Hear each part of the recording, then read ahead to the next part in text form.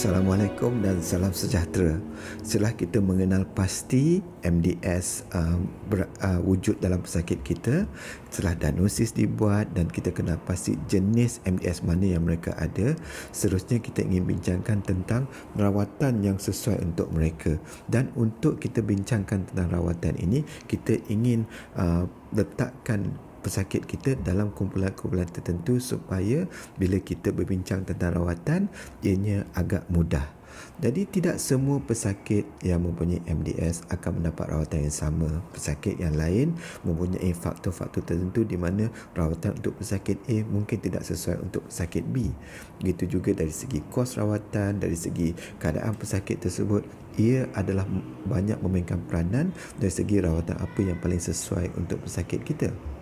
Oleh kerana itu, kita klasifikasikan ataupun kita lihat bagaimana cara merawat pesakit kita bergantung kepada faktor nombor satu, penyakit ataupun jenis MDS yang mereka ada dari segi prognosisnya, dan yang kedua ialah keadaan pesakit tersebut dari segi fizikal dan juga medicalnya.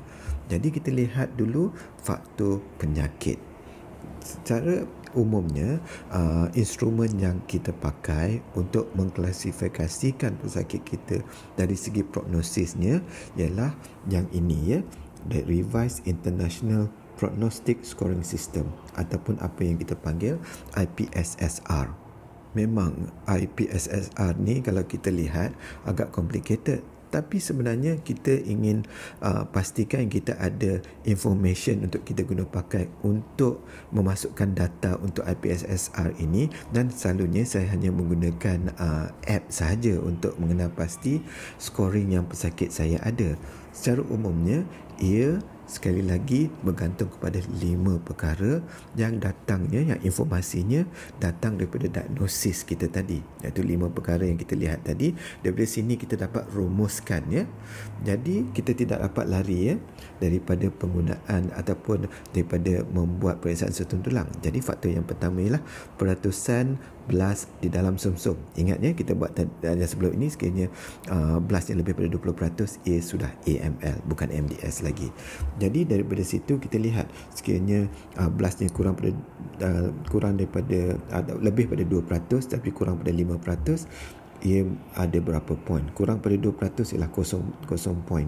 Sekiranya lebih pada 10 tapi kurang pada 20, ia adalah 3 poin. Daripada poin inilah yang kita pakai dan dijumlahkan pada rumusan terakhir nanti. Faktor kedua, satu genetics. Satu genetik ni agak complicated sedikit. Dasarnya saya tidak hafal pun. Jadi apa yang saya tahu, klasifikasinya dibahagikan kepada 5.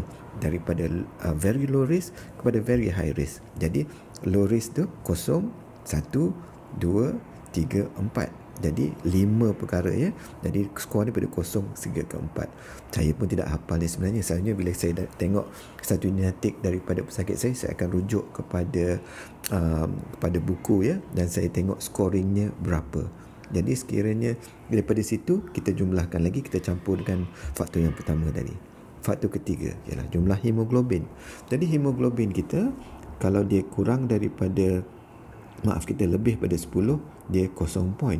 Sekiranya dia antara 8 hingga 10, 1 poin. Kurang daripada 8 ialah 1.5 poin. Jadi minta maaf lah, tanda-tanda tu terbalik. Jadi lebih pada 10, kurang pada 8, dan di tengah-tengah 0, 1, 1.5 poin.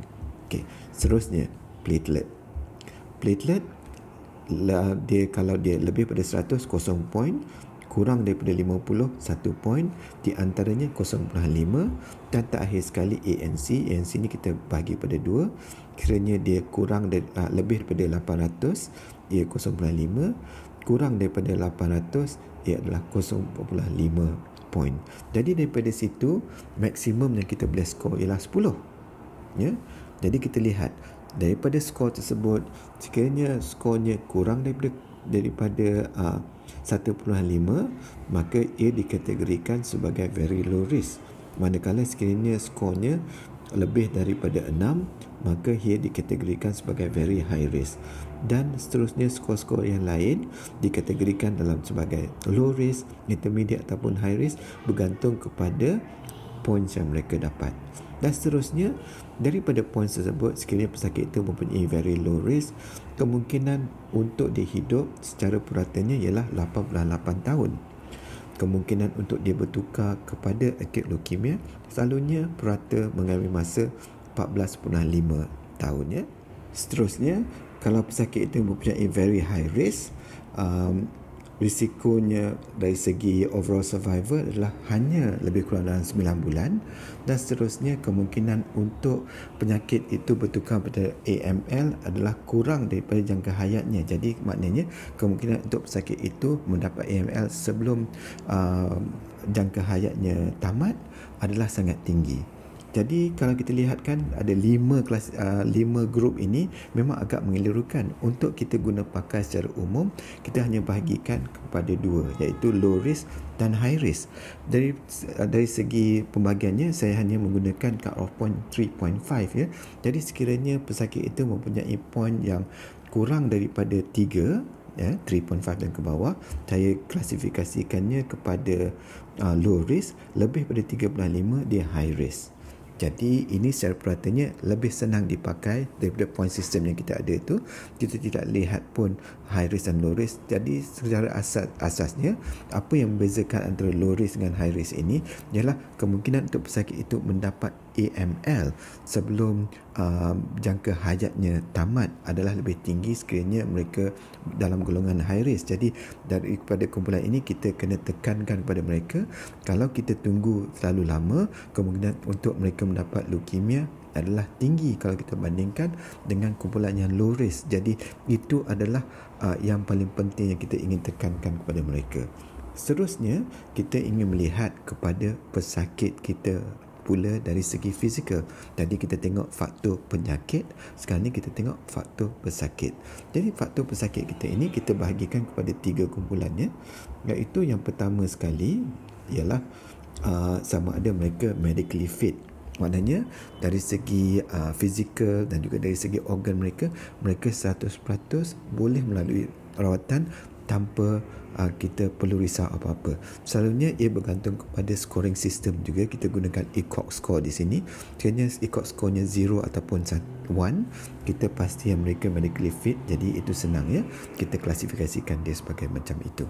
Sekiranya pesakit itu memang telah agak teruk, ECOG score-nya lebih pada 3, maka kita katakan pesakit itu medically frail. Tetapi majoriti daripada pesakit kita tergolong kepada di bahagian tengah ini, iaitu medically unfit but not frail. Jadi itu tengah-tengah ya. Majoriti di situ sebab kita tidak pasti golongan manakah yang mereka ini tergolong ya. Jadi dari segi umumnya agak senang untuk kalau kita lihat kalau pesakit itu low risk, high risk, medically fit, medically unfit dan frail ya. Sekiranya patient itu medically fit dan juga pesakitnya itu high risk, penyakitnya itu high risk, senang. Kita tahu rawatannya, kita perlu memberikan aggressive treatment, transplant kalau perlu. Manakala kalau pesakit itu frail, tidak kisahlah low risk ataupun high risk, mereka tidak dapat melalui rawatan yang begitu intensif, maka kita hanya beri symptomatic treatment saja pada mereka. Bermakna sekiranya mereka demam, kita bagi antibiotik, tidak cukup darah, kita tambahkan darah. Kalau mereka ada sakit-sakit sendi sebagainya, kita beri ubat saja. Tapi kita tidak bagi rawatan apa-apa untuk menukar pesakit tersebut. Jadi tidak ada kemoterapi ya, tidak ada steroid dan sebagainya. Rawatan kita hanyalah untuk memastikan yang mereka dapat sihat dan tidak begitu menderita kerana penyakit mereka. Tapi masalahnya ialah majoriti pesakit kita tergolong dalam golongan ini. Sama ada mereka medically fit tetapi low risk, begitu juga mereka medically unfit 50-50. Kita dapat pasti sama ada kalau kita bagi kemoterapi dapat tak mereka lalui rawatan tersebut tanpa risiko yang tinggi. Begitu juga dengan pesakit yang medically fit. Sebab kalau mereka betul-betul medically fit dan juga risikonya rendah, mungkin rawatan kita yang membuatkan mereka semakin lemah. Dia tidak adil juga. Jadi banyak perkara yang kita kena bincangkan dengan pesakit kita. Jadi itulah yang saya ingin tekankan ya, di mana tiap-tiap pesakit MDS ni rawatannya akan berlainan bergantung pada banyak faktor. Jadi untuk membincangkan tentang MDS ini, kita perlu mengenali pesakit kita dengan terperinci supaya rawatan yang terbaik kita dapat berikan pada mereka. Jadi sekiranya anda ingin tahu lebih lanjut tentang MDS ini, sila hubungi pakar anda, berbincang dengan mereka, ataupun sekiranya anda ingin melayari website saya atau bertanya kepada saya melalui Facebook, tidak ada masalah, kita dapat berbincang tentang itu ya. Video seterusnya kita akan bincangkan tentang rawatan secara spesifik dan saya bahagikan kepada rawatan untuk low risk dan high risk ataupun intensif ataupun tidak intensif. Sehingga kita berjumpa lagi dalam video tersebut ya. Sekian, terima kasih.